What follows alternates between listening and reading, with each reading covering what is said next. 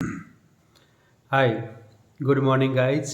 मैं मदनवाला deputy commissioner GST. और कल हमने चर्चा की कि विश्वास, अपने आप पे विश्वास अगर आप कर लेते हो किसी जंग को जीतने के लिए, तो ये महत्वपूर्ण है। किसी भी प्रशासनिक सेवा की अगर आप तैयारी करते हो, किसी भी प्रशासनिक सेवा के लिए आप उसमें जाना चाहते हो, तो सबसे पहली बात ये है कि आप अपने आप पे विश्वास करें कि मैं ये कर सकता हूँ। देखिए, प्रशासनिक अधिकारी मंगल ग्रह से नहीं आते। ये आपके बीच के ही लोग होते हैं जो अपनी मेहनत पे, अपने आप पे विश्वास करके और आगे बढ़ते हैं। अब अगर आपने अपने आप पे विश्वास कर लिया, अपने आप पे विश्वास जता लिया कि हाँ, मैं डिज़र्विंग कैंडिडेट हूँ और मैं कुछ भी कर सकता हूँ, ये आपने सोच पॉजिटिव बना ली और अपनी क्षमताओं पे, अपनी योग्यता पे आपने ट्रस्ट किया, तो उसके बाद में दूसरा कार्य स्टार्ट होता है। देखो, अगर आप अपनी योग्यता और क्षमताओं पे आप ही ट्रस्ट नहीं करोगे, तो फिर बाकी का करने का तो प्रश्न ही नहीं है। तो सबसे पहले आपको ये देखना है कि आपको प्रूव करना है कि हाँ, मैं इस पद के लिए योग्य हूँ और मैं ये कर सकता हूँ। अगर आपने अपने आप पे विश्वास कर लिया, तो किसी भी योजना या किसी भी परीक्षा की सफलता में 50% आपने रास्ता क्लियर कर लिया। उसके बाद में आपकी दूसरा स्टेप और दूसरी रणनीति ये होती है कि आप जिस परीक्षा में शामिल होना चाहते हैं, मान लीजिए आप राजस्थान प्रशासनिक सेवा में की तैयारी कर रहे हैं और उसमें जाना चाहते हैं, तो आप अपने सीनियर्स से और बहुत सारे जो सक्सेस लोगों के इंटरव्यूज़ आते हैं, और आपके जो गाइडर हैं या बहुत सारे कोचिंग में जो लोग पढ़ाते हैं या फिर जो सफल लोग हैं, उनसे आप विचार विमर्श कीजिए। आप उस आरएस का सिलेबस देखिए, उसके अनुसार आपको उसके बाद में जो स्तरीय बुक हैं, जो ऑथेंटिक बुक हैं, जिनमें बहुत कम त्रुटि है, उन बुकों को आप चयनित कीजिए। अब चयन करते वक्त ये ध्यान रखना है कि जो सिलेबस है उसको, अगर जो बुक 80% भी कवर करती है, 100 करती है, तो आपका सौभाग्य है। अगर 80% भी वो बुक कवर करती है, तो आप उसको ले लीजिए। किसी भी प्रशासनिक सेवा में सफलता का मूल मंत्र है कि आपके पास सिलेक्टेड बुक होनी चाहिए, न कि आपके पास लाइब्रेरी होनी चाहिए।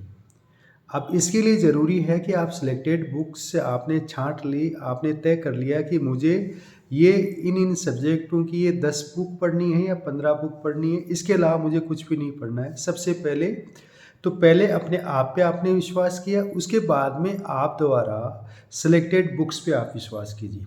2 काम होने के बाद में ये मान लीजिए कि आपने ये तय कर लिया कि मुझे क्या पढ़ना है और कैसे पढ़ना है, तो आपने सफलता का 25% जो रास्ता है वो कवर कर लिया। अब बात रही 25% की, जो आपके सफलता के लिए आपका जो मार्ग है वो तय करती है।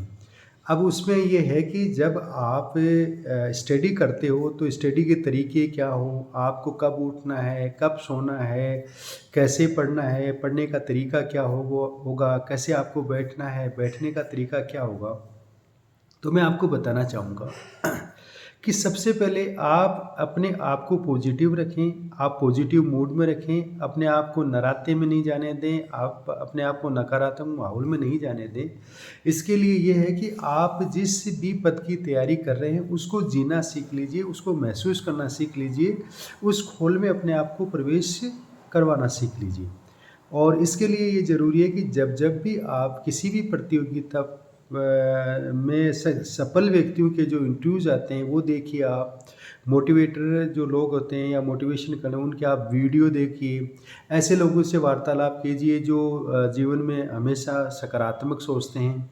अब अगर इससे क्या कि आपका एक माहौल बनेगा और आपके दिमाग में एक धुन सवार होगी कि मुझे बनना है, मुझे करना है, मुझे करना ही है। इसके बाद में आप जब स्टडी करते हैं, तो मेरा जो अनुभव है, जैसे मैंने 4 बार आरएस से इंटरव्यू दिया और कई बार कॉलेज लेक्चरर और स्कूल व्याख्याता का मैंने इंटरव्यू दिया, तो मेरा ये मानना है, मेरा ये अनुभव है कि आप जो हैं वो ये सुनिश्चित कर लें कि आपका जो पढ़ने का तरीका है वो बहुत ही सही तरीका होना चाहिए। उसके लिए ये है कि आप का एक पूरा शेड्यूल होना चाहिए कि सुबह आप 5 बजे जगते हैं, तो आपको सबसे पहले आप क्या करोगे, योगा, प्राणायाम, मॉर्निंग वॉक जो भी करते हो उसको आप कंप्लीट कीजिए, दैनिक कार्यों से निवृत्त होइए। उसके बाद में आपको पढ़ने के लिए बैठना है। अब पढ़ने के लिए बैठना है तो बहुधा देखा जाता है कि बहुत सारे ऐसे लोग हैं जिनसे हम बात करते हैं तो ऐसा लगता है कि ये लोग वास्तव में किसी विशेष पद के लिए ये डिजर्विंग कैंडिडेट थे, फिर भी उनका सिलेक्शन नहीं होता। तो मैं आपको बहुत ही एक अच्छी चीज़ बताने जा रहा हूँ कि जब आप पढ़ें तो आप नीचे बैठ के नहीं पढ़ें, बेड पे बैठ के नहीं पढ़ें, सोफे पे बैठ के नहीं पढ़ें। आपके पास एक टेबल और कुर्सी होनी चाहिए और उस टेबल कुर्सी पे आप बैठ के पढ़ें। आपका आपके की नज़र, आपका दिमाग और आपका हाथ तीनों का एक ट्रायंगल शानदार तरीके से बनना चाहिए। आपने कोई चीज़ पढ़ी, आपके दिमाग में गई, उसके कीवर्ड्स आप हाथ से लिखते चले जा रहे हो। साथ ही साथ आपको ध्यान देना है कि जो जिस पैराग्राफ को आपने पढ़ा, जिस लेसन को पढ़ा, उसमें उसके जो कीवर्ड जो उसकी शब्दावली को सही तरीके से इंटरप्रेट करते हैं या व्यक्त करते हैं, उन शब्दों को भी आप अपनी शब्दावली में जोड़ते चले जाइए। आप उन शब्दों को लिखिए, 1 बार लिखिए, 2 बार लिखिए, कीवर्ड्स को आप लिखते चले जाइए। इससे क्या होगा कि जब आप एग्ज़ाम में अपने आप को रखेंगे या एग्ज़ाम देंगे, उस वक्त आपका दिमाग कुछ कहेगा, हाथ आपका साथ नहीं देगा। तो कई बार बहुत ऐसी स्थिति हो जाती है कि उस वक्त हमें सब कुछ आते हुए भी हमारा पेपर छूट जाता है, हम सही तरीके से लिख नहीं पाते, जो विचारों का प्रवाह वो बन नहीं पाता। उसके लिए ज़रूरी है कि आप शुरू से ही तैयारी कीजिए। और एक मेरी बात ध्यान से आप सुनिए कि अगर आप प्रशासनिक सेवा की परीक्षा की तैयारी कर रहे हैं, तो आपको साथ में इंटरव्यू, आपको साथ में मेंस और आपको साथ में प्री और अपने व्यक्तित्व का निखार, सारी चीज़ें साथ में करते हुए चलना पड़ेगा। आप अपने आप से बात कीजिए, आईने के सामने बैठ के बात कीजिए, आपके शब्दों को वेटेज दीजिए, आपके शब्दों को थोड़ा-सा वज़न दीजिए, अच्छे-अच्छे शब्दों का उपयोग कीजिए। जो व्यक्ति आपके सामने कुछ व्यक्त करता है, उसको देखिए, उसके व्यक्तित्व को देखिए, वो कैसे बोलता है वो देखिए, वो किस तरह के शब्दों का चयन करता है, किस तरह के शब्दों को उपयोग लेता है वो देखिए। तो धीरे-धीरे व्यक्तित्व निर्माण की ये बहुत सारी चीज़ें हैं जो हमें धीरे-धीरे तैयारी के साथ ही हमें इनके साथ ही चलना है। कहा जाता है कि एक बार लिखा 3 बार पढ़ा बराबर होता है।